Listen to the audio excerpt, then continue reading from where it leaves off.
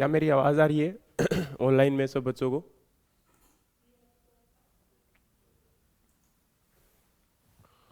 Okay. So very good morning dear students, कैसे हैं आप लोग? बढ़िया। ठीक है। तो लास्ट क्लास में हम लोग डिस्कस कर रहे थे आपका एनुअल हस्बेंड्री का पार्ट। उसमें कुछ करंट अफेयर जो पार्ट थे उनको हमने डिस्कस किया था। आज हम एनिमल हस्बेंड्री को स्टार्ट करेंगे। क्या क्या इसमें इम्पोर्टेंट है, किस प्रकार से ये हमारे लिए एग्ज़ाम के अंदर जो क्वेश्चंस पूछे जाते हैं, और ये सब हम इस सेशन में कोशिश करेंगे कि डिस्कस कर सकें। तो ऑलरेडी मैंने बताया है कि 3 से 4 दिन का पार्ट है और एनिमल हस्बेंड्री उसमें कंप्लीट आपका हो जाएगा। तो सबसे पहले मैं आपको बताना चाहता हूँ कि अगर हम जब तक ग्रीन रेवोल्यूशन वाइट रेवोल्यूशन नहीं आया था उससे पहले एनिमल को फ्री ग्रेजिंग करवाया जाता था, और उस सिस्टम को हम लोग बोलते थे एक्सटेंसिव सिस्टम। मतलब एक प्रकार से अगर हम बात करें तो हमारे पास 3 सिस्टम हम लोग देखते होते हैं।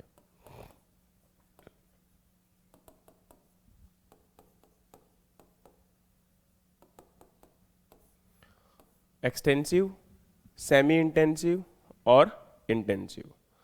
एक्सटेंसिव का मतलब ये होता है, देखो अगर हम बात करें तो उस टाइम पर लोग एनिमल को लेकर बाहर जाते थे ग्रेजिंग के लिए, यानी कि जो फीडिंग की कॉस्ट थी वो क्या थी, आपकी 0 थी।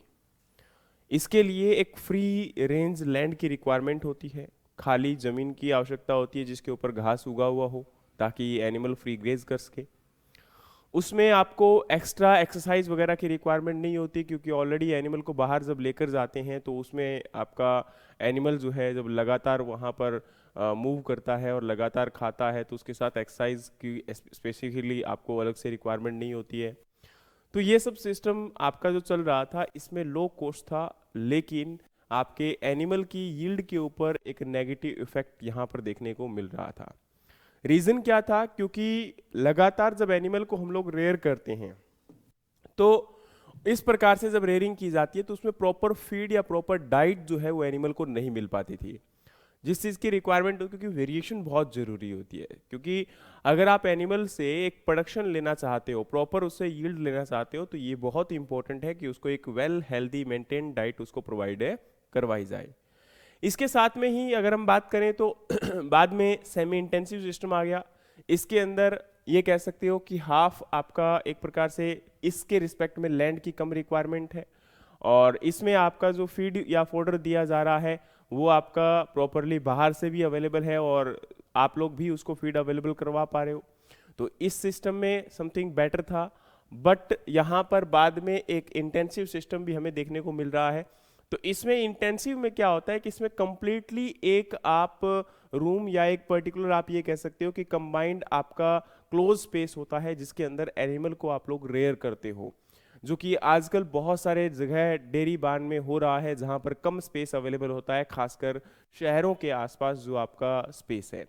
वहां पर क्या होता है कि एनिमल का पर्टिकुलरली जैसे फॉर एग्जांपल उसका फीडिंग का स्पेस है और उसके लिए एक सेपरेट स्पेस है, बस इतना ही स्पेस अवेलेबल होता है। बाकी उनके लिए एक स्पेसिफिकली हम लोग जो एक्सरसाइज स्पेस बोलते हैं या फिर यूं कहते हैं कि उसके लिए जो आपका एक्स्ट्रा और स्पेस होता है वो उसके लिए अवेलेबल नहीं हो पाएगा। तो इसलिए यहाँ पर इम्पोर्टेंट है कि इस प्रकार से आपका सिस्टम में एनिमल को रेयर करना हमें कैसे बेटर रहेगा।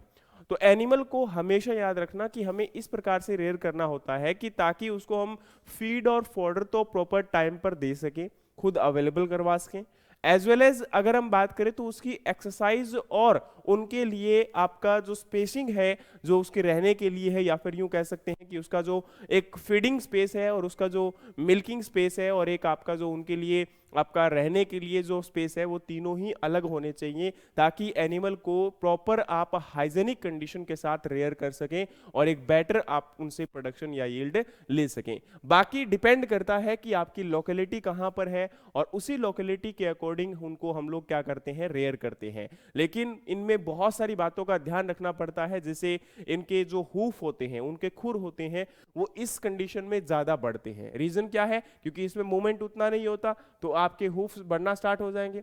दूसरी बात, एक कंबाइंड एक क्लोज स्पेस है तो उसमें आपके एनिमल के डिजीज्ड होने के चांसेस, अनहाइजेनिक कंडीशन होने के चांसेस बढ़ जाते हैं, उनकी क्लीननेस प्रॉपर नहीं हो पाती है।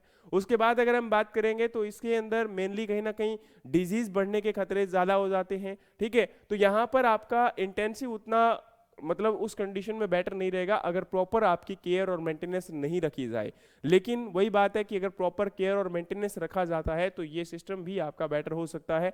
लेकिन इसके साथ सेमी इंटेंसिव जो सिस्टम है वो कहीं ना कहीं बेटर कंसिडर किया जाएगा कि प्रॉपर स्पेसिंग भी अवेलेबल है उनके लिए, और साथ में उनको जो है प्रॉपर आपका एक क्लोज स्पेस में उसको फीडिंग भी दिया जा रहा है और आपका एनिमल का मिल्किंग भी प्रॉपर एक रूम में किया जा रहा है, ठीक है। तो ये चीजें आपकी क्या है यहाँ पर नेसेसिटी है। ये एक प्रकार से आपको एक जस्ट जनरल व्यू देता है कि किस प्रकार से एनिमल को रेयर किया जा सकता है। लेकिन इनके लिए जो एग्जैक्ट आपकी रिक्वायरमेंट है, जो इनके लिए फीडिंग स्पेस है, जो इनके लिए लिविंग स्पेस है, वो सब हम आराम से डिस्कस करेंगे क्योंकि आपके एग्जाम के अंदर वही चीजें आपसे पूछी भी जाती है। लेकिन उनको डिस्कस करने से पहले मैं थोड़ा सा आपको ब्रीड के बारे में हम लोग ब्रीफ करना चाहेंगे। तो आप लोग जानते हैं कि हम लोग एनिमल जो रेयर करते हैं वो आज प्रेजेंट टाइम में आप लोग या तो कैटल को रेयर कर रहे हो, या आप लोग बफेलो को रेयर कर रहे हो, या आप लोग शीप को रेयरिंग कर रहे हो, या आप लोग गोट की रेयरिंग कर रहे हो, ठीक है। तो इस प्रकार से आपके अलग अलग एनिमल है जिनकी हम लोग क्या करते हैं, रेयरिंग करते हैं। लेकिन इनके बारे में एक वर्ड पढ़ते हैं हम लोग, ब्रीड। क्या वर्ड पढ़ते हैं आपका, ब्रीड।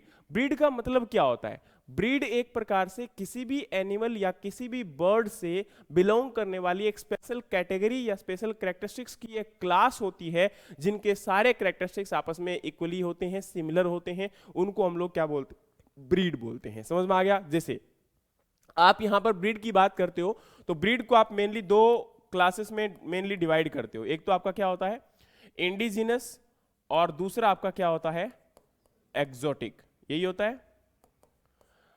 तो जो आपका इंडिजिनस है और एक्सोटिक है, इनमें क्या डिफरेंस है। देखो, इंडिजिनस ब्रीड जो होती हैं वो हमारे इंडिया की है, वो हमारे नेटिव है यहाँ की, और जो आपकी एक्सोटिक ब्रीड है वो यहाँ की ब्रीड नेटिव है नहीं है, वो बाहर से आई है या बाहर से हमने उनको इंट्रोड्यूस करवाया है, या बाहर कंट्री किसी दूसरी कंट्री की वो ब्रीड आपकी है।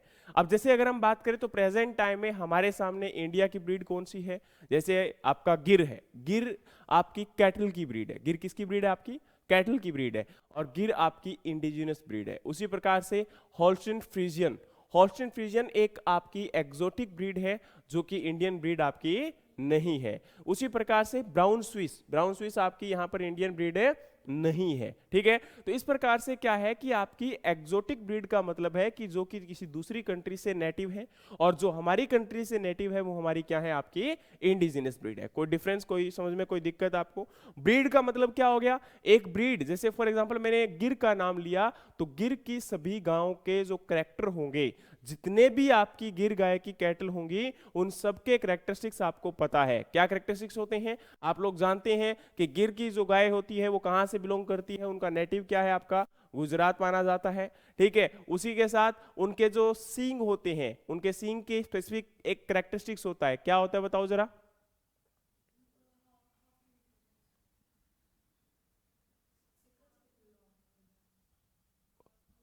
बोलिए। हाफ मून, होल, अच्छा हाफ मून हॉर्न, ठीक है। हाफ मून आपका क्या होता है कि एक प्रॉपर आपका सींग जो शेप होती है उनकी हाफ मून शेप में हमें देखने को मिलती है। समझ में आ रहा है। तो ये करेक्टर हम स्पेसिफिकली बोलते हैं। उसी प्रकार से आपके अलग अलग करेक्टर, जैसे कि हम लोग बोलते हैं कि भाई एक लोला ब्रीड होती है, ये किस ब्रीड का स्पेसिफिक करेक्टर है आपका, मतलब उनकी स्किन जो है वो लूज होने के कारण गले से यहां से आपकी लटकती है, उस वजह से हम उनको लोला ब्रीड भी बोलते हैं। किस ब्रीड का स्पेसिफिक करेक्टर है,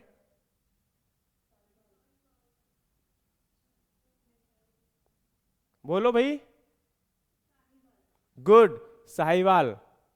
साहिवाल या रेड सिंधी,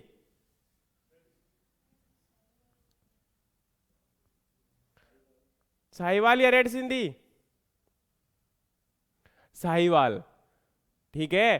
तो अब देखो ये आपके सामने हैं, छोटी छोटी बातें हैं जो आपके सामने होनी चाहिए, जो आपको पता होनी चाहिए। लेकिन आप कितना पढ़े हैं और किस प्रकार से पढ़े हैं, आपने सबने निमरा सुंडा पढ़ी होगी, पढ़ी है ना भाई? सब लोग बोलते हैं ना निम्रा सुंदा हमने पढ़ा है, लेकिन आपने निम्रा सुंदा को भी ढंग से नहीं पढ़ा, ये सच्चाई है। क्योंकि ढंग से पढ़ने का मतलब पता है क्या होता है, कि मुझे एक एक चीज क्या होगी आपकी याद होगी, लेकिन हमें कितना याद है ये हम खुद रिप्रेजेंट कर देते हैं। तो प्रेजेंट टाइम में ऐसा मत करिए, आप लोग जितना भी जहां से भी पढ़ते हैं, जो भी सोर्स आपके पास होता है उसको अच्छे से पढ़ें।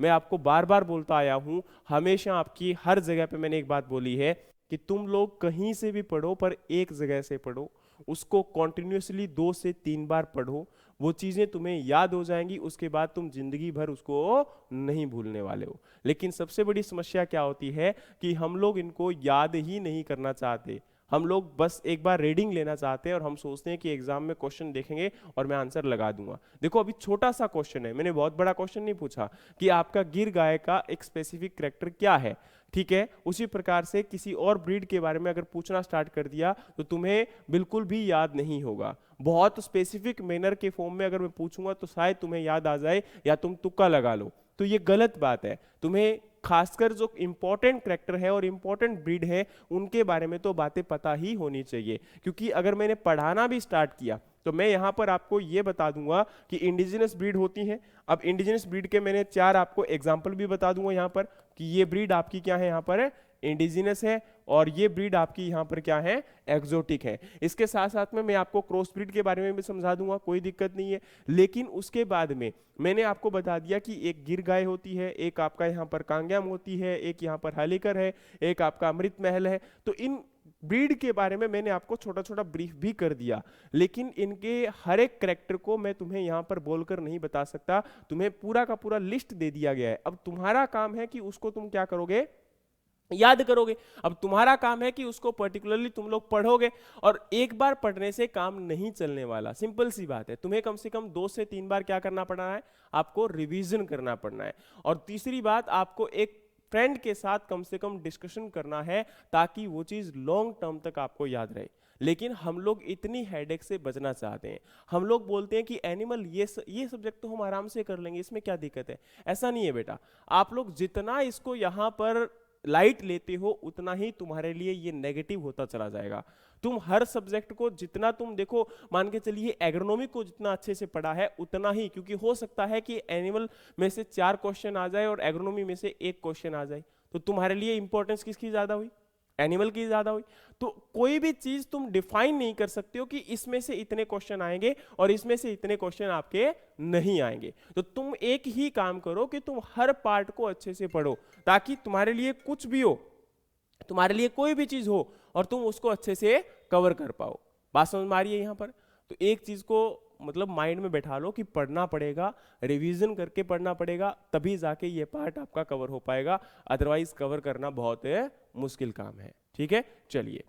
तो आपका अलग अलग ब्रीड्स के कैरेक्टर्स जो यहाँ पर दिए गए हैं उनके बारे में मैं आपको जैसे फॉर एग्जांपल ब्रीड्स जो हैं उनको एक बार मैं दिखा देता हूँ आपको, जो आप लोग पढ़ोगे खुद।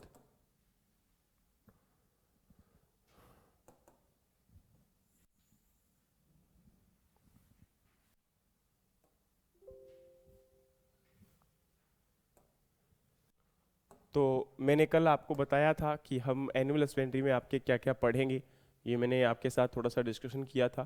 तो कल मैंने ये भी बताया था कि आपका एनुअल हस्बेंड्री का करंट अफेयर जो है, जिसके अंदर आपका प्रेजेंट टाइम में मिल्क प्रोडक्शन क्या है, या एनिमल का अभी कितना पॉपुलेशन है, किस स्टेट में ज़्यादा है, तो वो डेटा तुम्हें याद करना है।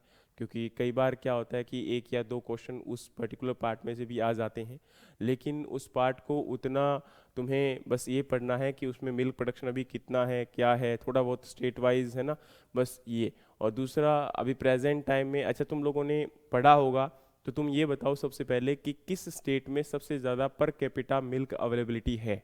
कम ऑन, वेरी गुड, बहुत बढ़िया। थोड़ी बहुत शर्म अगर है तो पढ़ लो जाके, तुक्के मारने से काम नहीं चलेगा बेटा। सबसे ज्यादा पर कैपिटा जो अवेलेबिलिटी मिल्क की है वो पंजाब में है, ठीक है? समझ में आ रहा है? एक भी बच्चा ऐसा नहीं है जो कल मैंने काम दिया हो और उसको पढ़ा हो, कल आपका टेस्ट रखा गया है और फिर आप लोग बोलते हो कि आप लोगों को काम दिया जा रहा है, आपको शिद्दत से पढ़ाते नहीं है। क्या नहीं पढ़ाते हैं यार, हमारी कहाँ गलती होती है फिर आपके टीचर के ऊपर आपका दोष होता है कि नहीं सर आपने नहीं पढ़ाया। देखो अभी से अगर आपने काम नहीं किया तो फिर डेफिनेटली दिक्कत आने वाली है। अब समय ही कितना बचा है जिसको आप लोग मतलब इतना डिले करते चले जा रहे हैं। देखो अगर आप लोग अच्छे से नहीं पढ़ोगे तो फिर हम भी अच्छे से नहीं पढ़ा पाएंगे, ये एक फैक्ट है। आप लोग जितना अच्छे से पढ़ते हो उतना ही अच्छे से हमें भी पढ़ाने का मौका मिलता है कि ठीक है यार ये काम करके आ रहे हैं तो इनको ढंग से करवा दो। और जब आप ही काम ढंग से नहीं करके आओगे तो हम तो ऑलरेडी अपने आप में कि ठीक है इन्होंने पढ़ना तो है नहीं यार, काम इनका निपटाओ जैसे भी है, जल्दी से खत्म करो, क्यों भी सिंपल सी बात है ना। है? यही होता है और क्या होता है। चलो कोई ना, आपकी मर्जी है। तो मैंने आपको ऑलरेडी बताया कि आपके जो कॉन्सेप्ट्स हैं एनिमल हस्बेंड्री के, या आपका cow, buffalo, sheep, got, poultry, pig, ठीक है, इन ब्रीड्स के बारे में, इनकी टर्मिनोलॉजी, इनका classification, breeds, major disease, management, feeding, ठीक है, और उसके बाद आपका milk and milk production, egg, wool यानी कि पोल्ट्री वगैरह के बारे में हम लोग डिस्कशन करेंगे।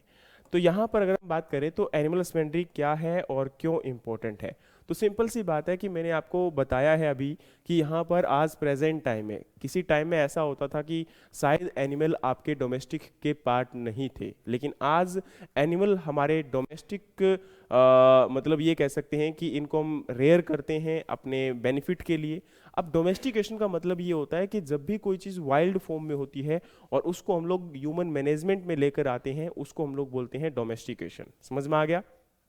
तो डोमेस्टिकेशन जो होता है उसके अंदर हम लोग एनिमल को हम लोग ह्यूमन मैनेजमेंट के अंडर में लेकर आते हैं, और ह्यूमन मैनेजमेंट का मतलब होता है कि हम अपनी मर्जी से उसकी रिक्वायरमेंट के अकॉर्डिंग उसको फीड या फिर जितनी भी आपकी उसकी रिक्वायरमेंट है उसको हम कंप्लीट करते हैं, और उससे एक बेनिफिट या इकोनॉमिक पर्पस के लिए उससे अलग अलग काम लिए जाते हैं। जैसे फॉर एग्जांपल हमारे पास जो एनिमल होते हैं उनको हम या तो मिल्क प्रोडक्शन के लिए रेयर करते हैं, या हम उनको वूल प्रोडक्शन के लिए रेयर करते हैं, या हम उनको मीट पर्पस के लिए रेयर करते हैं, या हम उनको फार्म यार्ड मैन्योर पर्पस के लिए रेयर करते हैं, या उनसे हम लोग किसी प्रकार से उनको ड्राफ्ट पर्पस के लिए यूज कर सकते हैं, ट्रांसपोर्टेशन के लिए यूज कर सकते हैं। तो अलग अलग एनिमल का अपना अपना अलग अलग रोल होता है, और उसी के अकॉर्डिंग हम उनको क्या करते हैं, यूज करते हैं और रेयर करते हैं।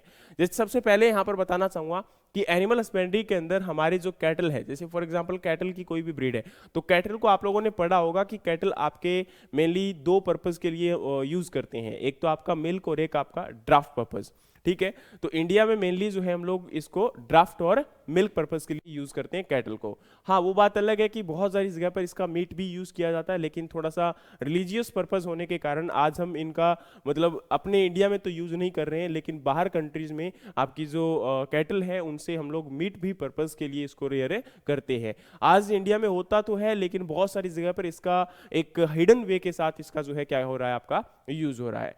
उसके साथ अगर हम बात करेंगे तो कैटल मतलब हिडन तो एक गलत वर्ड बोलूंगा मैं यहाँ पर, क्योंकि अगर प्रेजेंट टाइम में हिडन का मतलब ये होता है कि भाई उसको बिल्कुल छुपा कर किया जा रहा हो, लेकिन आज अगर देश के एक्सपोर्ट की बात करोगे तो उसमें जो आपका कैटल बीफ या जो आता है उसका एक्सपोर्ट भी हमारे इंडिया के अंदर हो रहा है, और गवर्नमेंट के डेटा में वो मेंशन है, तो डेफिनेटली उसमें कहीं ना कहीं गवर्नमेंट का भी हाथ है, गवर्नमेंट उसमें खुद इंक्लूड है। ठीक है, तो ये सब चीजें चल रही है, लेकिन वो बाद की बात है। हमारा मेन पर्पस हमारे एग्जाम पॉइंट ऑफ व्यू है, तो हमें कैसे पढ़ना है कि आपका जो कैटल है उसको हमें किस किस प्रकार किस किस पर्पस के लिए हम लोग रेयर कर रहे हैं। तो आपका मिल्क हो गया, मीट हो गया, और उसके साथ में आपका ड्राफ्ट पर्पस हो गया। तो इसी प्रकार से ब्रीड को भी हम लोग दो अलग अलग कैटेगरी में डिवाइड करते हैं। एक आपकी मिल्क पर्पस के लिए हो जाएगी जिसको मिल्क एनिमल भी बोलते हैं। अच्छा, मिल्क की जो ब्रीड होती है उनको हम लोग क्या बोलते हैं, मिल्क के साथ साथ कई बार आपका ये एक वर्ड भी देखने को मिलेगा, इसको हम लोग क्या बोलते हैं, मिल्क्स। ठीक है, दूसरा हमारा यहाँ पर है बफेलो। तो बफेलो को भी मीट और आपका जो है यहाँ पर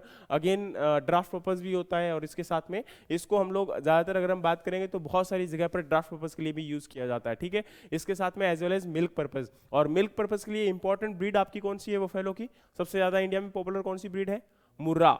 ठीक है, मुर्रा के साथ और कौन सी है, बधावरी, ठीक है ना। तो ऐसे करके आपको ब्रीड के बारे में पता होना चाहिए कि भाई कौन सी ब्रीड है जो हमारे इंडिया में प्रेजेंट है, कैटल की, बफेलो की, या फिर आपका उसके बाद शीप की। अच्छा, शीप की जो ब्रीड है अब उनको किस किस पर्पस के लिए रेयर करते हैं, तो सबसे पहले आपका वूल पर्पस के लिए, ठीक है। सेकंड यहाँ पर बात करेंगे तो किस पर्पस के लिए, मीट पर्पस के लिए, ठीक है।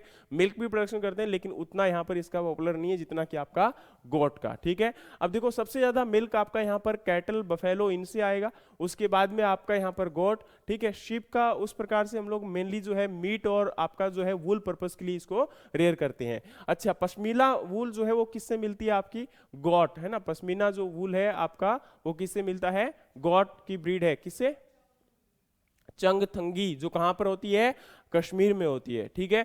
नेक्स्ट अगर हम बात करेंगे तो आपका यहाँ पर यॉक है, ये भी एक एनिमल है, कैमल है। अच्छा, कैमल को मेनली जो है आपका राजस्थान का जहाज भी बोला जाता है, ठीक है, रेगिस्तान का जहाज भी इसको बोलते हैं। क्यों बोलते हैं, क्योंकि राजस्थान या रेगिस्तान के अंदर जहां पर ड्रॉट कंडीशंस होती हैं, कैमल में एक प्रॉपर्टी होती है कि एक बार जो मिल्क आपका वाटर को ड्रिंक करता है तो उसको लॉन्ग टाइम तक अप्रोक्सीमेटली 7 से 10 दिन के लिए क्या कर लेता है, स्टोर करके अपने अंदर रख सकता है। उसी के साथ अगर हम बात करेंगे तो पिग, हॉर्स, डॉग, पोल्ट्री, है ना, तो इनके अलग अलग पर्पस है जिनको हम लोग यूज करते हैं, ठीक है। तो डॉग की अगर हम बात करेंगे तो आज प्रेजेंट टाइम में डॉग का डोमेस्टिकेशन कई पर्पस के लिए हो रहा है। पहला होता था कि आपका सिक्योरिटी पर्पस के लिए, लेकिन आज हम इसको जो है अपने घर के अंदर एज ए पेट के तौर पर भी इसको, मतलब लोग जो है, क्योंकि खासकर शहरों वगैरह में क्या होता है कि लोग अकेले रहते हैं, तो अकेले रहते हैं तो उस केस में क्या है कि उनको, जैसे फॉर एग्जांपल बाकी फैमिली मेंबर जॉब पे हैं तो एक फैमिली मेंबर अगर घर पे है तो वो एक डॉग को रेयर अगर कर रहे हैं, जैसे बहुत सारी ब्रीड हैं जो कि एक प्रकार से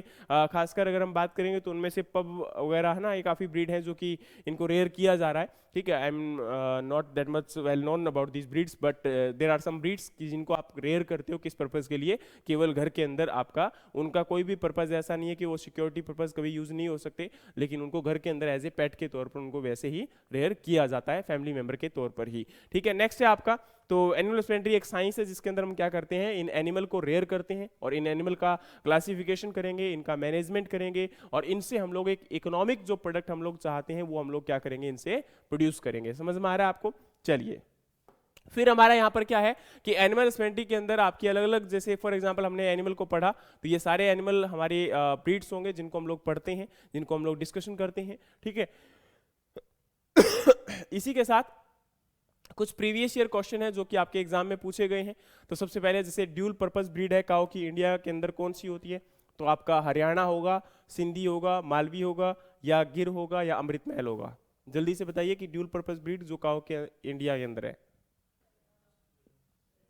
तो देखो, आपको बताना चाहूंगा कि यहां पर बेस्ट भी यही ब्रीड है ड्यूल पर्पस अगर हम बात करेंगे, और वैसे भी आपकी जो ब्रीड है ये कौन सी है, आपकी हरियाणा, ठीक है। तो यहां पर आपका गिर है, रेड सिंधी है, मालवी है, अमृत महल है, ये क्या है, आपकी मिल्स ब्रीड है। कैसी ब्रीड है, आपकी मिल्स ब्रीड है, यानी कि मिल्किंग ब्रीड है, ठीक है। उसके साथ में आपका अगला क्वेश्चन है अच्छा, ये ड्यूल पर्पस ब्रीड के कैरेक्टरिस्टिक्स होते हैं कि आपका फीमेल जो होता है वो क्या होता है, इसमें मिल्क भी प्रोड्यूस करता है, और एज वेल एज आपका जो मेल है वो आपका ड्राफ्ट पर्पस के लिए यूज किया जाएगा, ठीक है। तो female is a higher milk producer but bull are the active for draft purpose, ठीक है। चलिए, नेक्स्ट आपका यहां पर है कि fat percent of buffalo, sorry highest fat percent of buffalo breed, Bhadawari, Murrah, Jafarabadi, Toda, या इनमें से कोई भी नहीं। Come on, very good. तो आपकी यहां पर कौन सी ब्रीड है, बदावरी। बदावरी ऐसी ब्रीड है जिसके अंदर 13% के आसपास क्या होता है, आपका फैट कंटेंट प्रेजेंट होता है, ठीक है। नेक्स्ट अगर हम बात करेंगे तो आपका Jafarabadi is having highest milk fat content after the Bhadawari, मतलब अगर बदावरी के बाद की बात करेंगे तो किसके अंदर होता है, अप्रोक्सीमेटली जाफराबादी में। बदावरी में होता है 10 से कितना, 13%, मैंने अभी बताया था, और जाफराबादी में कितना रहेगा, 9 to 10%, ठीक है। चलिए, नेक्स्ट अगर हम बात करेंगे तो आपका अगला क्वेश्चन है which sheep hair used in the best carpet wool. अब बेस्ट कारपेट वूल के लिए आपका कौन सा ब्रीड है जो इनमें से यूज किया जाएगा। पहला आपका है बीकानेरी, दूसरा आपका है जैसलमेरी, तीसरा आपका है रामपुर, चौथा आपका है गद्दी, और पांचवा आपका है सिरोही। कम ऑन, वेरी गुड, बहुत बढ़िया। क्या आंसर दिया आपने, बीकानेरी, ठीक है। तो ये शिप ब्रीड है जिसका आपका जो वूल है वो एज ए क्या यूज किया जाएगा, आपका कारपेट वूल। नेक्स्ट आपका क्वेश्चन है विच nutrient is available in highest percent in poultry manure, इनमें से कौन सा आपका यहाँ पर न्यूट्रिएंट है जो कि पोल्ट्री मैन्योर के अंदर हाईएस्ट होता है। नाइट्रोजन होगा, फास्फोरस होगा, पोटेशियम होगा, कैल्शियम होगा या सल्फर होगा। आप लोग जानते हैं कि हम लोग क्या यूज करते हैं, आपके जितने भी एनिमल के एक्सक्रीट हैं, अब एनिमल के एक्सक्रीट को एज ए मैन्योर यूज किया जाता है। तो उसी प्रकार से जो पोल्ट्री है, पोल्ट्री मींस कि आपके जो पोल्ट्री बर्ड्स होते हैं, हैन और कॉक्स, तो उनको हम लोग जो रेयर करते हैं उनका जो एक्सक्रीट है उसको भी हम लोग मैन्योर के फॉर्म में यूज करेंगे। तो उस मैन्योर में कौन सा न्यूट्रिटिव है, कौन सा तत्व है जो कि आपका सबसे ज्यादा पाया जाता है, तो आपका क्या होगा, नाइट्रोजन होगा, फास्फोरस होगा, पोटाश होगा, कैल्शियम होगा या सल्फर होगा। वेरी गुड, तो आंसर यहां पर क्या होगा आपका, कैल्शियम। अब ये आपका अलग अलग यहां पर दिया गया है, तो इसको आप लोग डेटा को याद कर सकते हो कि जैसे पोल्ट्री है तो पोल्ट्री के अंदर आपका सबसे ज़्यादा है कैल्शियम, और सेकंड नंबर पर यहाँ पर नाइट्रोजन है, उसके बाद थर्ड नंबर पर फास्फोरस है, और फिर आपका पोटाश है।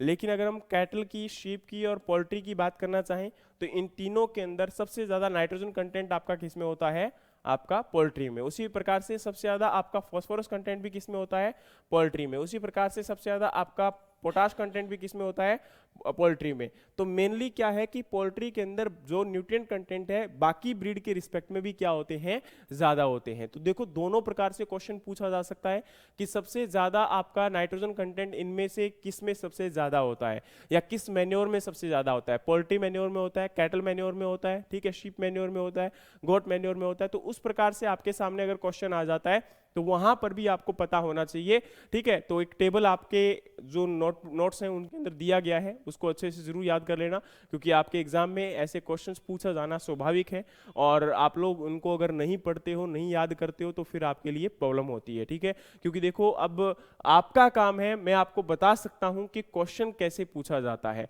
उसके बाद अब इस डेटा को याद करना मेरा काम नहीं है, डेटा आपको याद करना पड़ेगा, और डेटा आपको एक दिन में याद नहीं होगा। मैं बार बार बोलता हूं, इस डेटा को आप लोग जितना रिवीजन करोगे, जितना आप लोग डिस्कस करोगे, उतना ही अच्छे से इसको कवर भी आप लोग कवर कर पाओगे। समझ में आ रही है बात मेरी? चलिए नेक्स्ट अगर हम बात करेंगे तो आपका यहां पर अगला क्वेश्चन है which cow breed having the half moon appearance of the horns. अभी हम लोग डिस्कस करके आए हैं, साहिवाल होगा, गिर होगा, थारपारकर होगा, द्योनी होगा या फिर रेड सिंधी होगा। तो अभी हमने डिस्कस किया था, क्या है आपका, गिर, ठीक है। नेक्स्ट अगर हम बात करेंगे तो आपका अगला यहां पर क्वेश्चन है what is the floor space recommended for the one broiler. जो आपका वन ब्रॉयलर है उसके लिए सेंटीमीटर स्क्वायर में या स्क्वायर सेंटीमीटर में कौन सा आपका स्पेस जो है प्रेफरेबल है एक फ्लोर स्पेस की फॉर्म में, तो 200, 300, 400, 500 या 700। वेरी गुड, आंसर क्या होगा आपका 700, ठीक है। उसके बाद अगर हम बात करेंगे तो आपका अगला क्वेश्चन है फ्लोर स्पेस सॉरी क्वेश्चन की जगह यहां पर आपका पूरा दिया गया है कि अलग अलग ब्रीड के लिए क्या आपका, सॉरी एक सेकेंड, हाँ, ये आपका अलग अलग ब्रीड के लिए यहाँ पर स्पेसिंग दिया गया है।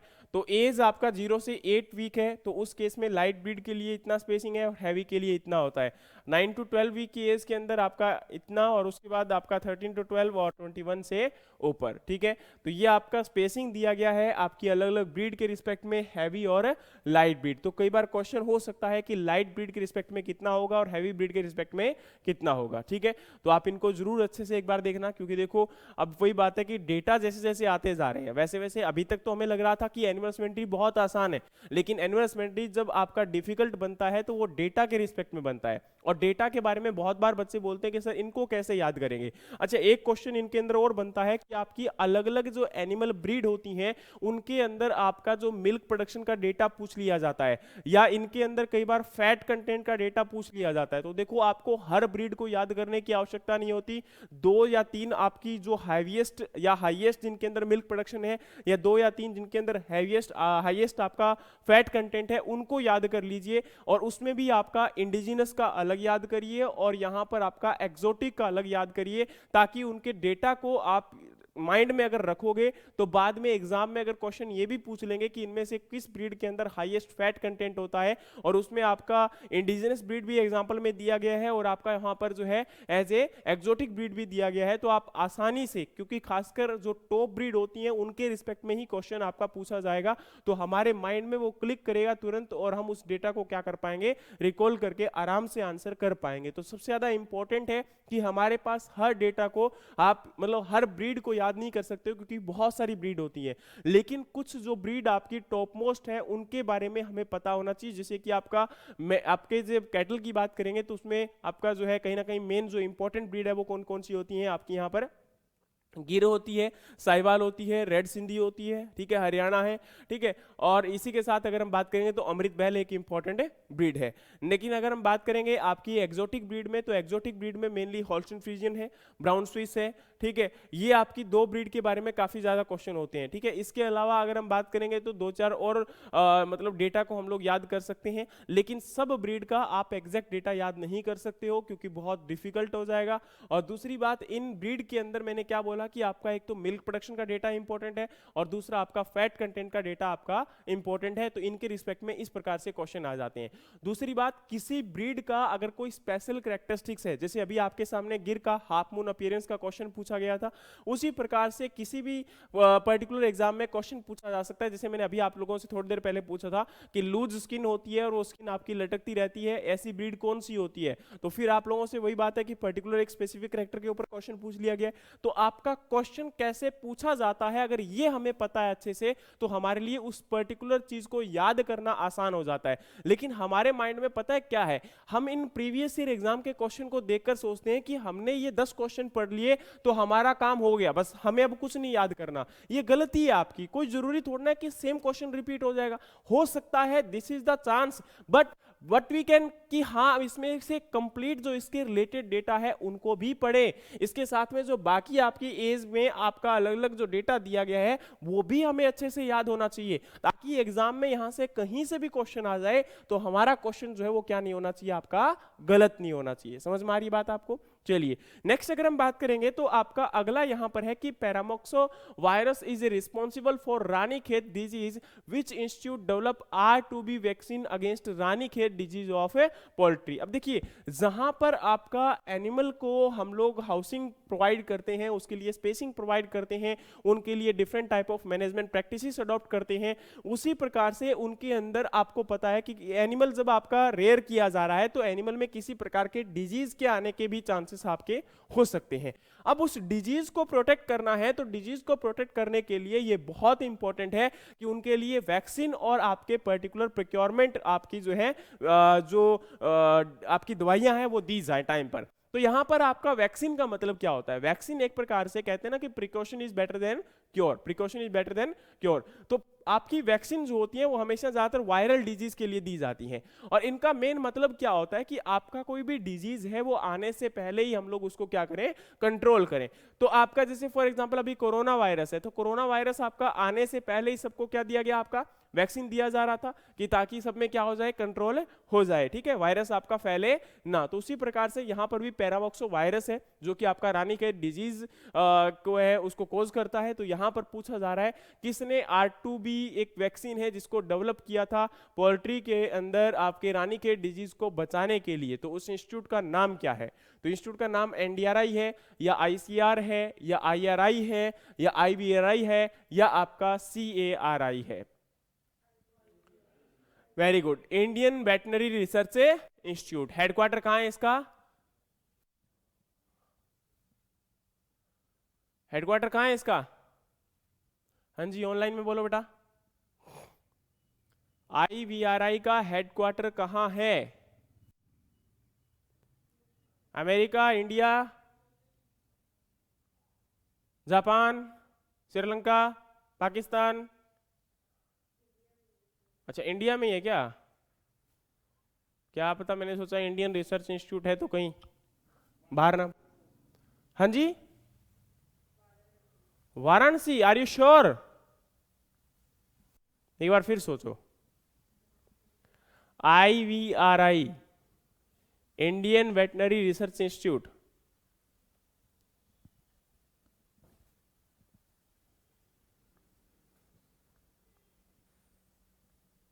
1 2 3 4 5, कोई तो बोलो यार। थोड़ी बहुत शर्म नहीं आती आप लोगों को? कई बार ऐसा नहीं लगता कि मतलब कैसे कैसे सिंपल से क्वेश्चन हम लोगों से पूछे जाते हैं, हम उम्मीद रखते हैं कि हम लोग इन एग्जाम को निकाल लेंगे।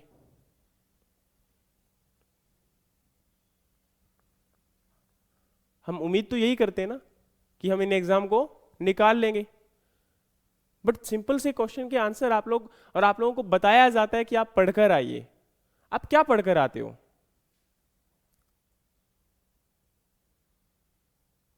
आप एक काम करिए, पहले आपका कल का सबका टास्क है कि जितने भी एनिमल के रिलेटेड इंस्टीट्यूट है, चाहे वो उनके रिसर्च इंस्टीट्यूट हैं, चाहे वो कोई गोट स्पेसिफिक है, या कोई आपका शीप के स्पेसिफिक है, या बफेलो का स्पेसिफिक है, सारे के सारे इंस्टीट्यूट का आपको हेडक्वार्टर अच्छे से याद होना चाहिए। समझ में आ रहा है? कल मैं आते ही सबसे पहले क्लास के अंदर यही काम करूंगा कि तुम लोगों से इनके हेडक्वार्टर्स के जो क्वेश्चंस हैं वो पूछूंगा, और अगर तुम्हें याद नहीं हुए तो फिर पूरी क्लास में तुम्हें खड़ा रहना पड़ेगा। Got the point? हाँ जी, ऑनलाइन में तुम लोग भी सुन रहे हो, तुम्हें भी सेम सजा मिलेगी। देखो ये कोई मतलब पार्टी नहीं है ना कि तुम अपना तैयार होके आ जाते हो, बस ठीक है पढ़ा दिया चले गए हम लोग। नहीं यार, तुम्हें थोड़ा सा सीरियस होना पड़ेगा। This is your competitive exam classes. वो कॉलेज की बात होती थी कि चलो ठीक है नहीं पढ़ेंगे तो भी चल जाएगा, एग्जाम से पहले दिन पढ़ेंगे काम हो जाएगा, ऐसा नहीं हो सकता ना। रेगुलर पढ़ना पड़ेगा तभी याद होगा ये काम। बिना रेगुलरिटी के कैसे तुम लोग कर पाओगे इस चीज को? और सीरियसनेस नाम की तुम्हारे अंदर चीज ही नहीं है। अभी टाइम कितना बचा है और फिर भी तुम लोग इतने सीरियस हो। सीरियसनेस तो तुम्हारी दिख रही है मुझे। थोड़ी तो बेशर्मी आप लोगों के अंदर होनी चाहिए।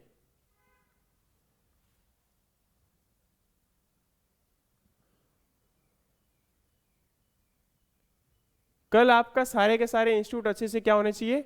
याद होने चाहिए। Got the point? नेक्स्ट।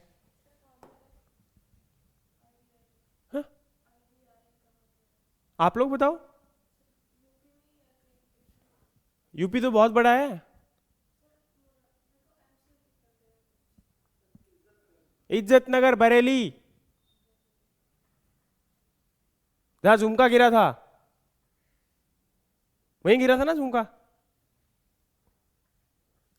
अरे झुमका वहीं गिरा था ना बरेली में। यूपी वाले बता दो भाई। चलो वो तो तुम देखना कि कहाँ गिरा था, वापिस आ जाओ, वरना तुम्हारे झुमके गिर जाएंगे। अभी पेपर ढंग से नहीं हुआ ना, फिर और कुछ नहीं होने का, गधे। Current price was developed in India at the NDRI, IRI, ICR, national dairy development board, या नन ऑफ दीज। ये तो बता दो। NDRI ये कहाँ है हेडक्वार्टर? करनाल, हरियाणा। हाँ, नेशनल डेयरी रिसर्च इंस्टीट्यूट और नेशनल डेयरी डेवलपमेंट बोर्ड कहाँ है? आनंद, गुजरात। ठीक है, आनंद गुजरात। ICR कहाँ है ये तो पता है? शुक्र है। IRI शुक्र है। अब करंट प्राइस क्या है? हॉल्स्टीन फ्रीजियन और आपका थार पार्कर, इन दोनों का ये क्या है? आपका क्रॉस है।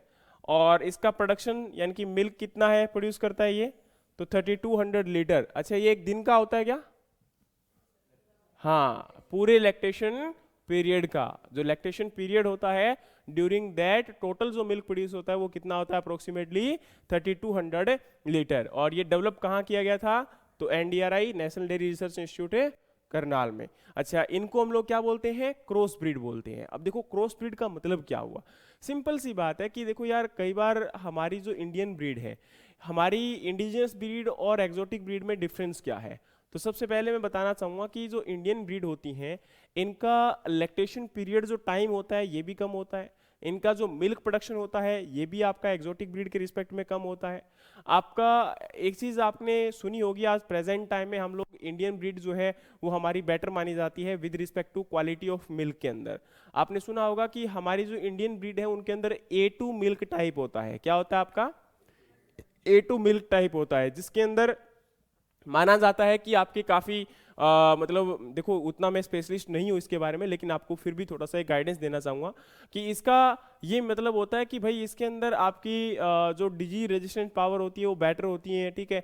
और A1 मिल्क जो होता है वो आपका अगर बच्चों को लगातार पिलाया जाता है तो उससे हो सकता है कि आने वाले टाइम में उनके अंदर बहुत सारे डिजीज वगैरह इस प्रकार से, ठीक है, कुछ नेगेटिव इंट्रैक्शन देखे जाते हैं, ठीक है। वो हमें ऐसे नहीं कि मतलब कोई रिलीजियस प्रति इस चीज़ को सीखना चाहिए, लेकिन हमें, क्योंकि देखो आज प्रेजेंट टाइम में हम जिस कंडीशन पे हैं और जिस एनवायरनमेंट में हम लोग जी रहे हैं, यहाँ पर सबसे ज़्यादा इंपॉर्टेंट है कि अपने आप को हेल्दी रखना। आज प्रेजेंट टाइम में अगर हम हेल्दी हैं तो देखो बहुत सारे काम हम लोग कर सकते हैं। तो हमारी जो फीड है उसमें आपका प्रॉपर, हमारी डाइट है उसके अंदर प्रॉपर न्यूट्रिशन होना चाहिए, तो उसी रिस्पेक्ट में इनको हमें पढ़ना चाहिए। देखो अगर किसी भी चीज़ को साइंटिफिकली अगर तुम पढ़ने की कोशिश करोगे तो बहुत सारी चीज़ों के आंसर तुम्हें प्रॉपर मिलेंगे, लेकिन किसी भी बहस में पढ़ के तुम्हें कभी किसी चीज़ का आंसर प्रॉपर नहीं मिल पाएगा। समझ में आ रही बात मेरी? तो कभी भी किसी भी चीज को सीखना चाहते हो ना तो उसके बारे में पढ़ो। कहते हैं कि आधी अधूरी नॉलेज, जैसे फॉर एग्जांपल मैं आपको अब इनके बारे में पूरा ज्ञान देना स्टार्ट कर दूं और मुझे नॉलेज भी नहीं है तो फिर वो गलत बात है। लेकिन अगर तुम लोगों को इतना बता दिया तो अब हो सकता है कि तुम में से किसी एक आधे ने तो कोशिश की होगी या कोशिश करोगे कि तुम इसके बारे में जानने की कोशिश करोगे। तो पढ़ो, इनके बारे में जानने की भी कोशिश करो, क्योंकि हो सकता है कि इंटरव्यू में, क्योंकि देखो नॉर्मली पेपर में तो शायद ये क्वेश्चन ना पूछा जाए, लेकिन इंटरव्यू में तुम लोगों से क्वेश्चन पूछ ले कि अच्छा बताओ जी विदेशी गाय और हमारे देसी गाय के अंदर क्या डिफरेंस होता है, तो फिर तुम लोगों को अंतर पता होना चाहिए। फिर वो पूछ सकते हैं कि A2 मिल्क और A1 मिल्क की कहानी क्या है, तुम लोग बताओ कि ये क्यों आपका एक ट्रेंड में चल रहा है अभी प्रेजेंट टाइम में, है ना। इनके बारे में काफी डिस्कशन भी होता है, तो साइंटिफिकली किस प्रकार से ये आपका अलग अलग माना जाता है, तो ये बातें तुम्हें पता होनी चाहिए। समझ में आ रही मेरी बात? चलिए नेक्स्ट अगर हम बात करेंगे तो आपका इन क्रॉस ब्रीड को हम क्यों प्रिपेयर करते थे, क्योंकि जो हमारी देसी गाय थी उनका मिल्क प्रोडक्शन कम था और हम चाहते थे कि विदेशी गाय को और अपनी देसी गाय को आपस में क्रॉस करवाया जाए और जो उनका क्रॉस ब्रीड आएगा F1 आएगा उसको हम एज ए ब्रीड यूज करें और वो हमारा क्या करेगा, मिल्क प्रोडक्शन में हमारी हेल्प करेगा। समझ में आ रहा है यहाँ पर? दूसरा, हमारी जो इंडिजिनस जो ब्रीड होती हैं उनका जो ड्राई पीरियड होता है वो भी काफी लेंदी होता है, लेकिन ड्राई पीरियड आपका एक्सोटिक ब्रीड में कम माना जाता है और एक्सोटिक ब्रीड से हम लोग कैरेक्टर ट्रांसफर कर सकते हैं, तो क्रॉस ब्रीड में भी क्या होगा आपका, कम होगा। देखा जाता है कि अप्रोक्सीमेटली 60 डेज ड्राई पीरियड होता है आपकी जो एक्सोटिक ब्रीड होती हैं और 75 डेज होता है अप्रोक्सीमेटली क्रॉस ब्रीड में, लेकिन हमारी जो इंडिजिनस ब्रीड है उनके अंदर ये आपका 120 डेज का भी चला जाता है, जो कि काफी लंबा पीरियड होता है, ठीक है। तो इस प्रकार से हमारे लिए मिल्क प्रोडक्शन इंपॉर्टेंट है और हम लोग चाहते हैं कि ड्राई पीरियड आपका कम हो, ठीक है। तो इसलिए हम लोगों ने क्या किया, आपका बाहर की ब्रीड को यूज करके अपनी इंडिजिनस ब्रीड को डेवलप करने की कोशिश की, इसको इंप्रूव करने की कोशिश की, और ये हमारी जो ब्रीड आपकी डेवलप हुई इन दोनों से, वो हमारी ब्रीड कौन सी होती है, क्रॉस ब्रीड होती है। समझ में आ गई आपकी? चलिए तो नेक्स्ट आपका यहां पर क्वेश्चन है, establishment of central avian research institute कहाँ या किस आपका ईयर में किया गया? तो 1979 में, 1975 में, 1980 में, 1971 में या 1985 में? Come on, central avian research institute,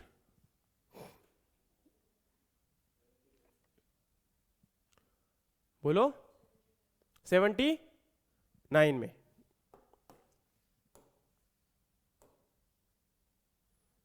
ये रहा आपका, तो सेंट्रल एवियन रिसर्च इंस्टीट्यूट, ठीक है। Poultry production in India has emerged as one of the fast growing sector, और ये आपका एग्जैक्टली कहाँ पर मिलेगा आपको, इनकी वेबसाइट के ऊपर, और लास्ट में यहाँ पर लिखा हुआ है ये रहा कि कब एस्टेब्लिशमेंट हुआ था, ये 2 नवंबर के अंदर 1979 में, और कहाँ पर आपका, इज्जत नगर बरेली में। ये भी कहाँ पर है आपका, इज्जत नगर बरेली में। समझ में आ रहा है आपको? तो देखो इनको पढ़ना स्टार्ट करो, अगर पढ़ना स्टार्ट करोगे तो धीरे धीरे सब कुछ सीख भी जाओगे, और कहते हैं कि एक एक चीज को याद करना सीखो। अगर याद कर सकते हो तो याद करो, अगर नहीं कर सकते हो तो फिर सिंपल सी बात है कि भाई फिर छोड़ दो, फिर तैयारी तुम लोग नहीं कर सकते हो।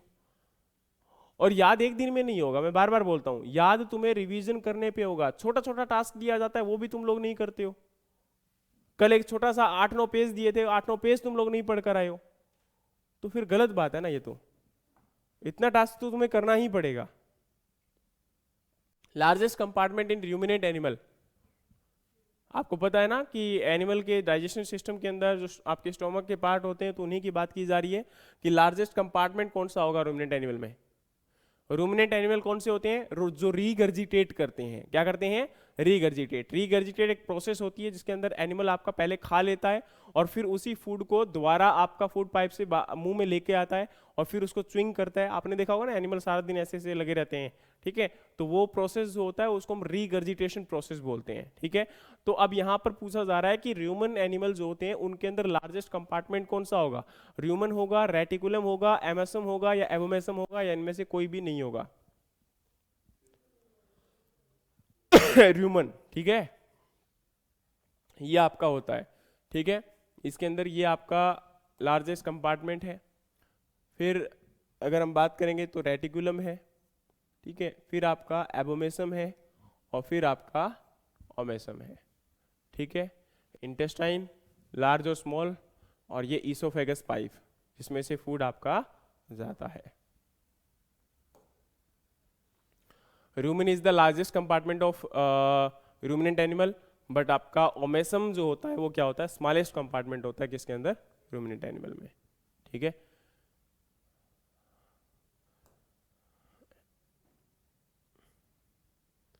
ठीक है, अब यहां पर आपका ये देखिए, तो अब एनिमल हस्बेंड्री इंडिया के अंदर किस प्रकार से इसको रेयर किया जा रहा है, तो ये आपके लिए इंपॉर्टेंट है, इसको ध्यान से सुनो। देखो पहले क्या बोला गया कि मिक्स्ड लाइफ स्टॉक है, सेकंड आपका माइग्रेटरी लाइफ स्टॉक है और थर्ड आपका ऑर्गेनाइज्ड लाइफ स्टॉक है। मिक्स्ड लाइफ स्टॉक का मतलब क्या होता है, मिक्स्ड लाइफ स्टॉक का मतलब होता है जब आपके एनिमल को रेयर तो किया जाता है, एनिमल को रेयर तो किया जाता है, लेकिन जैसे फॉर एग्जांपल एक या दो एनिमल हम लोग अपनी क्रॉप प्रोडक्शन के साथ उनकी रेयरिंग कर रहे हैं। जैसे फॉर एग्जांपल इंडिया की बात करें तो इंडिया प्रेजेंट टाइम में क्या है, आपका एक ऐसी कंट्री है जो कि मेनली कहीं ना कहीं फार्मिंग बेस्ड है, ठीक है। और हम लोग जो फार्मर इसमें प्रेजेंट है या एंगेज्ड है एग्रीकल्चर में, ज़्यादातर फार्मर इंडिया में स्मॉल एंड मार्जिनल फार्मर है जिनके पास लैंड होल्डिंग साइज क्या है आपका कम है। तो लैंड होल्डिंग साइज कम होने के साथ साथ उनके पास क्या होता है कि एनिमल भी वो लोग रेयर करते हैं। तो एनिमल भी वो लोग 2 से 3 रेयर करते हैं और उससे उनका क्या होता है कि डेली लाइफ का खर्चा थोड़ा बहुत निकलता चला आता है, ठीक है। जैसे फॉर एग्जांपल वो एनिमल को डेली मतलब जो आपका रेयर करते हैं तो उससे थोड़ा बहुत मिल्क खुद यूज कर लेते हैं और बाकी मिल्क को वो बेच देते हैं मार्केट के अंदर, या फिर उनसे जो घी बनता है उसको भी मार्केट के अंदर वो बेच देते हैं। तो जिससे क्या होता है कि उनका थोड़ा बहुत इनकम जो स्पोर्ट है वहां से आपका मिलता रहता है। तो अगर ये आपका केवल और केवल मतलब एनिमल को रेयर किया जा रहा है और उसको सब्सिस्टेंस लेवल पर ही उनको रेयर किया जा रहा है क्रॉप प्रोडक्शन के साथ, तो उसको हम लोग बोलते हैं क्या, आपका मिक्स्ड लाइवस्टॉक फार्मिंग। लेकिन दूसरा हमारा है माइग्रेटरी लाइवस्टॉक फार्मिंग। तो इसमें क्या होता है कि जो आपके लोग इसमें एंगेज होते हैं वो आपके लाइवस्टॉक को रेयर करते हैं, एनिमल को रेयर करते हैं और उनके ऊपर डिपेंडेंट होते हैं। वो क्या करते हैं कि उनका जैसे फॉर एग्जांपल मैंने अभी थोड़ी देर पहले बताया था कि फ्री रेंज लैंड सिस्टम में क्या करते हैं, वो लोग अपने एनिमल को लेकर जाते हैं और वहां पर फीड करवाते हैं, फिर एक जगह से दूसरी जगह पर वो क्या करते रहते हैं, घूमते रहते हैं। तो वो जो पर्सन होते हैं वो किस में आते हैं, आपके माइग्रेटरी लाइवस्टॉक फार्मिंग में आते हैं। और थर्ड होता है आपका ऑर्गेनाइज्ड लाइवस्टॉक फार्मिंग। अब इसमें क्या किया जाएगा, प्रॉपर आपके हाउसिंग सिस्टम होगा, इनका प्रॉपर उनका मिल्किंग सिस्टम होगा, मिल्क को स्टोर किया जाएगा, मिल्क की प्रोसेसिंग की जाएगी, और ये इस प्रकार से जो फार्मिंग आपके होते हैं उनको हम बोलते हैं ऑर्गेनाइज्ड लाइवस्टॉक है फार्मिंग हाउस। समझ में आ गया। तो आज प्रेजेंट टाइम में नीड है कि हमारा क्या किया जाए, ऑर्गेनाइज्ड लाइवस्टॉक फार्मिंग सिस्टम किया जाए ताकि फार्मर की इनकम को इंक्रीज करने में हेल्प मिले। क्योंकि मिक्स्ड में क्या हो रहा है कि ना तो यहां पर आपका इंटीग्रेटेडली यूज किया जा रहा है, क्योंकि देखो अगर 2 से 3 एनिमल को रेयर करते हो तो प्रॉपर आपका जो एरिया आपके पास फील्ड अवेलेबल है उसके लिए फार्मयार्ड मैन्योर भी आप प्रॉपर इसके लिए मतलब इससे नहीं ले पाओगे। तो इससे यहां पर आपका प्रॉपर नहीं हुआ। फीड ठीक है एनिमल का मिल जाएगा वहां से, लेकिन इसके साथ में कहीं ना कहीं प्रॉपर जो आपका एक इंटीग्रेशन होना चाहिए वो इंटीग्रेटेड नहीं हो पा रहा है। तो आज प्रेजेंट टाइम में अगर हम एनिमल को रेयर कर रहे हैं और खासकर क्रॉप प्रोडक्शन भी उसके साथ कर रहे हैं तो इंटीग्रेटेड फार्मिंग की रिक्वायरमेंट है। और ये इंटीग्रेटेड फार्मिंग क्या होता है, इंटीग्रेटेड फार्मिंग का मतलब ये होता है कि हम लोग एनिमल को रेयर करेंगे और साथ में आपका एनिमल के साथ साथ में हम लोग क्या करेंगे, उसके साथ है आपका क्रॉप प्रोडक्शन भी करेंगे और बाकी एक्टिविटी भी हम लोग परफॉर्म कर सकते हैं। लेकिन प्रॉपर फोकस्ड होना चाहिए, हमें पता होना चाहिए कि हम प्रॉपर फीड उनको दे रहे हैं, उनसे जो मैन्योर आ रहा है उसको हम लोग फील्ड में यूज कर रहे हैं, तो वो हमारा क्या हो जाएगा, एक आपका इंटीग्रेटेड फार्मिंग सिस्टम का पार्ट है चला जाएगा। नेक्स्ट अगर हम बात करेंगे तो आपका मिक्स्ड फार्मिंग सिस्टम यही है, मैंने जो आपको समझाया। इसके अंदर widely spread and highly popularized among Indian farmer, this method actually involve agriculture and animal together as the principle of coexistence where animal are used for the tillage providing manure to agriculture and in return animal can get crop residue as a feed shelter etcetera. मतलब क्या है कि यहाँ पर थोड़ा बहुत अब जो एनिमल है उनको हम लोग यूज भी करते हैं, खासकर आपका ड्राफ्टिंग पर्पज वगैरह के लिए, ठीक है, तो वो आपका यूज इसके अंदर किया जाएगा।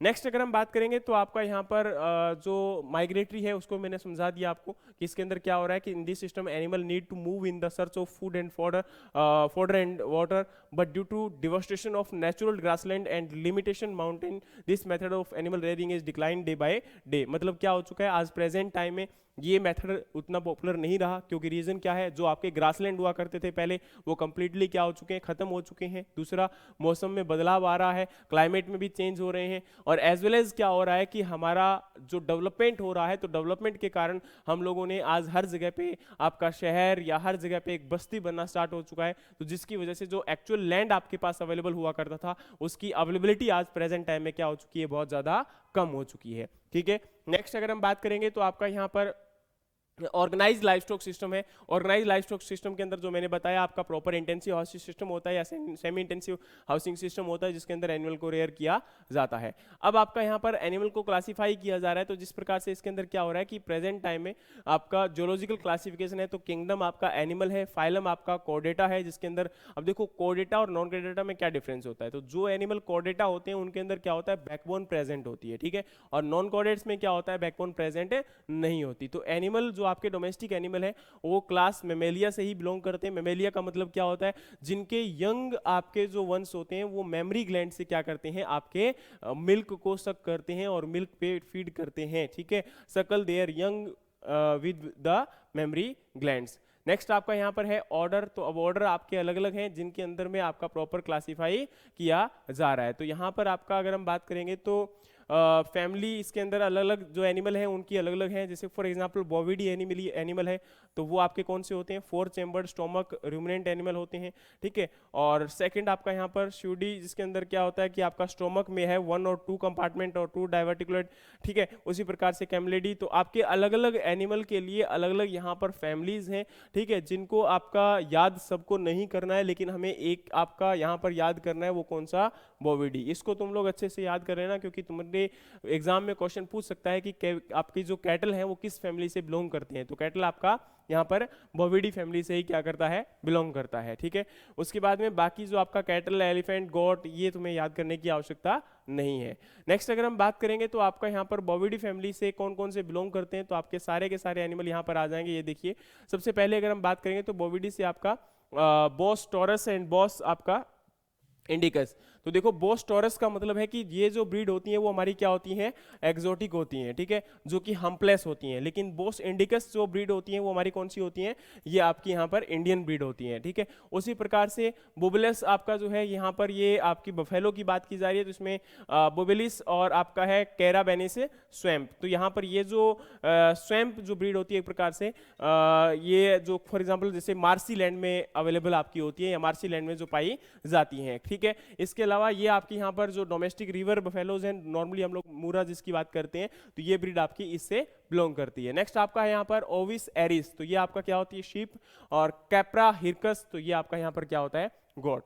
नेक्स्ट अगर हम बात करेंगे तो आपका यहाँ पर, क्योंकि देखो ये एक याद करने का तुम्हारा पार्ट है, ठीक है। अब मैंने ये आपको जो बताया था इनके बारे में वही चीजें हैं, अब एक बार थोड़ा सा मैं इनको क्लियर कर देता हूं। सबसे पहले यहाँ पर क्या बोला गया है, काव। काव यहाँ पर आपका बोस इंडिकस है, जो इंडियन आपका है। तो आप लोग जानते हैं कि इंडियन काव क्या होती है, हम्प्ड होती है, और एक्सोटिक काव यहाँ पर क्या होती है, हम्पलेस होती है, और इनको हम लोग क्या बोलते हैं, बोस टॉरस। अब जो ग्रुप ऑफ एनिमल होता है, मतलब जहां पर आपका जैसे फॉर एग्जांपल 10-15 एनिमल एक जगह पर प्रेजेंट है, उसको हम लोग क्या बोलते हैं, आपका हर्ड बोलते हैं। वहीं पर अडल्ट मेल जो होता है उसको हम लोग क्या बोलते हैं, आपका बुल बोलते हैं। समझ में आ गया। उसी प्रकार से अडल्ट फीमेल को क्या बोलते हैं, काउ बोलते हैं। अच्छा, मैं आपको बता दूं कि ये क्वेश्चन आपके एग्जाम में पूछे जाते हैं, डायरेक्टली पूछे जाते हैं कि अडल्ट आपके मेल को क्या बोलते हैं, अडल्ट फीमेल को क्या बोलते हैं, यंग मेल को क्या बोलते हैं, यंग फीमेल को क्या बोलते हैं, ठीक है, एक्ट ऑफ पार्चुरेशन क्या होता है, ठीक है। चलिए, तो यहाँ पर यंग मेल को हम लोग बोलते हैं बुल काफ, यंग फीमेल को बोलते हैं हीफर काफ, और न्यू बॉर्न बेबी को बोलते हैं हम लोग यहाँ पर आपका काफ।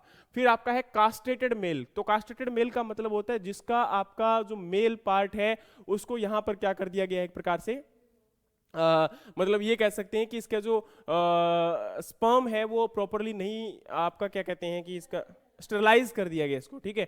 तो वो हमारा क्या होता है, एक प्रकार से कास्ट्रेटेड मेल होता है, ठीक है। तो स्टेराइल मेल को हम लोग क्या बोलते हैं यहाँ पर, बुलोक या स्टीयर। उसी प्रकार से कास्ट्रेटेड फीमेल को क्या बोलते हैं, स्पेड बोलते हैं। आपका फीमेल विद इट्स ऑफस्प्रिंग, मतलब जब आपका पेट में बच्चा है माँ के, तो उस कंडीशन में उसको हम लोग क्या बोलते हैं, तो उसको हम बोलते हैं काफ एट ए फुट। नेक्स्ट आपका है एक्ट ऑफ पार्चुरेशन, तो बच्चा देने की जो प्रोसेस होती है उसको हम लोग क्या बोलते हैं, काल्विंग। नेक्स्ट आपका है एक्ट ऑफ मैटिंग, जो आपका मैटिंग करने का प्रोसेस है, ठीक है, जिसके अंदर हम ये बोलते हैं कि सर्विसिंग जो प्रोसेस होती है उसको हम लोग क्या बोलते हैं आपका यहाँ पर, तो सर्विंग, ठीक है। नेक्स्ट आपका यहाँ पर एक साउंड जो प्रोड्यूस करते हैं, ठीक है, जो एक एनिमल आपका साउंड प्रोड्यूस कर रहा है खासकर कैटल के अंदर, ठीक है, तो उसको हम लोग बोलते हैं बेलोइंग। और प्रेगनेंसी जो आपका टाइम पीरियड होता है उसको हम क्या बोलते हैं, जेस्टेशन पीरियड के नाम से जानते हैं। समझ में आ गया? तो ये आपका एक प्रकार से टर्मिनोलॉजी है जो आपके एग्जाम में पूछ ली जाती है और इनके रिगार्डिंग एग्जाम में क्वेश्चंस आते हैं, तो इसको आप अच्छे से पढ़ोगे। अब यहाँ पर ये आपका एनिमल का पूरा एक कैरेक्टर दिया गया है, तो जिसके अंदर आप लोग बोलते हो कि जैसे फॉर एग्जांपल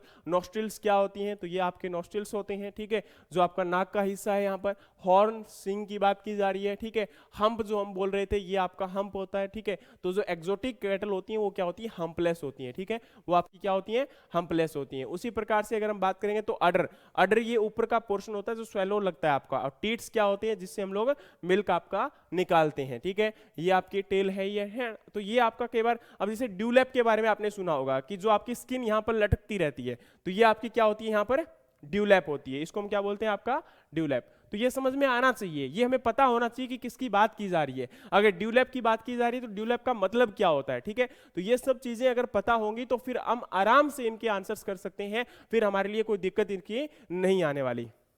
अच्छा, हूफ क्या होता है, तो हूफ हमारे खुर होते हैं, एनिमल के जो पैर के नीचे का पोर्शन होता है उसको हम क्या बोलते हैं, हूफ, ठीक है। और इसी हूफ की बात कर रहे थे कि जब आपका इंटेंसिव सिस्टम होता है तो ये हूफ क्या होने स्टार्ट हो जाते हैं, बढ़ना स्टार्ट हो जाते हैं, खुर आपके बढ़ना स्टार्ट हो जाते हैं, ठीक है। चलिए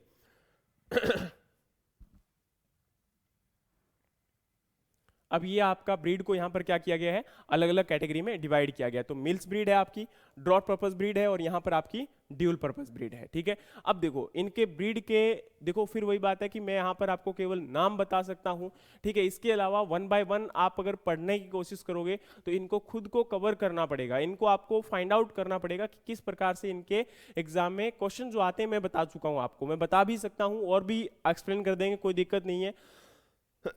तुम पढ़ो, जहां पर तुम्हें रिक्वायरमेंट है तुम पढ़ो, लेकिन सबसे ज्यादा इंपॉर्टेंट है कि इनके बारे में तुम खुद अगर जब तक नहीं पढ़ोगे तब तक कोई फायदा नहीं होने वाला, चाहे मैं तुम्हारे साथ कितना ही टाइम यहाँ पर वेस्ट कर दूं। क्योंकि मैं टाइम वेस्टेज इसलिए बोलता हूँ क्योंकि तुम लोग अगर वही बात है कि पढ़ ही नहीं रहे हो और फिर उसके बाद मैं यहाँ पर आपका मेहनत कर रहा हूँ तो फिर कोई फायदा नहीं है, ठीक है।